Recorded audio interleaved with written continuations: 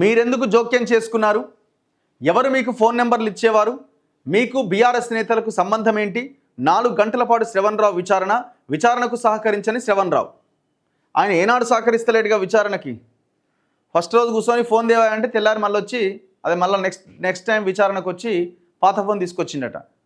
ఆ కోడ్ ఉంటుంది కదా, కోడ్ చెక్ చేసి ఈ ఫోన్ కాదు కదా, మరి ఏ ఫోన్ తెచ్చినామంటే వేరే ఇంకోటిదో పట్టుకొని వచ్చిండు, లేకపోతే ఆయనదే ఇంకో ఫోన్ పట్టుకొని వచ్చిండు. మళ్ళీ తర్వాత అసలు ఫోన్ పట్టుకొచ్చినట్టున్నాడు.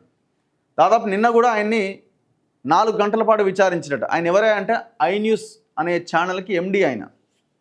ఈయన ప్రభాకర్ రావు ఇద్దరు కలిసి పారిపోయారు. ఫోన్ ట్యాపింగ్ కేసు బయటకు వచ్చి అదంతా అయిన వెంటనే ఈయనేమంటాడంటే నేను ఏం చేయలేదు, నేను సర్వేలే మాత్రమే చేసిన, కేసీఆర్కి సర్వేల్లో సహకారం అందించినట్టు. పొలిటికల్ సర్వేలు ఉంటాయి కదా, ఎవరు నువ్వు గెలుస్తావా నేను గెలుస్తావా అని. కానీ ప్రభుత్వము పోలీసులు ఎవరైతే ఉన్నారో వాళ్ళు ఛార్జ్షీట్ నమోదు చేసి ఈయన పాత్ర కూడా ఉంది ట్యాపింగ్ విషయంలో. వీళ్ళంతా కలిసి దీన్ని తెరదీసారని. ఎంత దుర్మార్గులు అంటే ఇంట్లో ఉన్న వాళ్ళ ఫోన్ కూడా ట్యాప్ చేసుకున్నారు దుర్మార్గులు. సిగ్గు శరం కూడా లేదు కొంచెం కూడా. ఇక ఈయన ఏం చేసిండు, సుప్రీంకోర్టుకి చెప్పిండు, కోర్టులో కేసు వేసి నన్ను అరెస్ట్ చేయకపోతే నేను వస్తా అంటే సరే వచ్చి సావని కోర్టు ఆర్డర్ ఇచ్చింది. సేమ్ ఇప్పుడు ప్రభాకర్ రావు కూడా ఇన్ లైన్లకే వచ్చిండు, నన్ను అరెస్ట్ చేయనంటే మాత్రమే నేను వస్తాను. మరి కోర్టు ఏం చెప్తుందో చూడాలి. మీరు ఏ తప్పు చేయకపోతే పర్ఫెక్ట్గా విచారణకు హాజరు కావచ్చు. ఒకవేళ మిమ్మల్ని పోలీసులు కక్ష కట్టి ఏమైనా రిమాండ్ చేసినా మీ ఏం చేయనప్పుడు ఏముంటుందా ఎవిడెన్స్? కొత్త ఎవిడెన్స్ ఏమైనా క్రియేట్ చేస్తారా? ఫోన్ ట్యాపింగ్ అనేది పూర్తిగా ఇంటెలిజెన్స్ ఎస్ఐబి స్థాయి వ్యవహారం అయినప్పుడు మీరెందుకు జోక్యం చేసుకున్నారు? అసలు ఎస్ఐబి అధికారులతో మీకు ఎంతకాలం నుంచి పరిచయం ఉంది? మీకు బీఆర్ఎస్ నేతలకు సంబంధం ఏంటి? ట్యాపింగ్ కోసం ఫోన్ నెంబర్లను ఎవరు అందజేసేవారు అంటూ ఫోన్ ట్యాపింగ్ కేసులో నిందితుడు శ్రవణరావు పైన సిట్ అధికారులు ప్రశ్నల వర్షం కురిపించారు. ఇంతకు ముందు 3 సార్లు విచారణకు హాజరైన శ్రవణరావు సిట్కు సహకరించకపోవడంతో పోలీసులు అతని నుంచి సీజ్ చేసిన మొబైల్ ఫోన్ల నుంచి డేటా వెలికి తీశారు. దాంతోపాటు పలు సాంకేతిక ఆధారాలతో సుమారు బుధవారం 4 గంటల పాటు విచారించారు. ఎస్ఐబి మాజీ డీఎస్పీ ప్రణీత్ రావుతో పరిచయం గురించి ప్రశ్నించగా శ్రవణరావు మూగనోము పట్టినట్టుగా తెలుస్తోంది. దాంతో రిట్రీవ్ చేసిన డేటాను ఆయన ముందు ఉంచి ప్రశ్నలు సంధించినట్టుగా సమాచారం.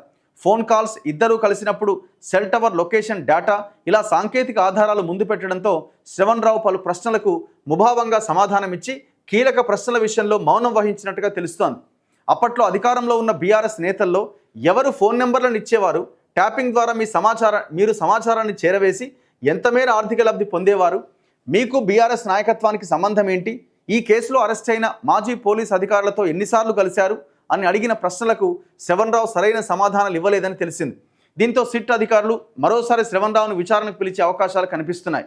శ్రవణరావు విచారణకు పూర్తి స్థాయిలో సహకరించకపోవడాన్ని కారణంగా చూపెడుతూ సుప్రీంకోర్టు తదుపరి విచారణ సమయంలో పిటిషన్ దాఖలు చేసి ఆయనకు మధ్యంతర రక్షణను తొలగించాలని సిట్ అధికారులు కోరబోతున్నట్టు సమాచారం. అంటే మరి ఈయనను కూడా ఆ రకంగా కోరి ఒకవేళ కోర్టు ఆ మధ్యంతర రక్షణను తొలగిస్తే అరెస్ట్ చేసే అవకాశాలు కూడా ఉంటాయేమో.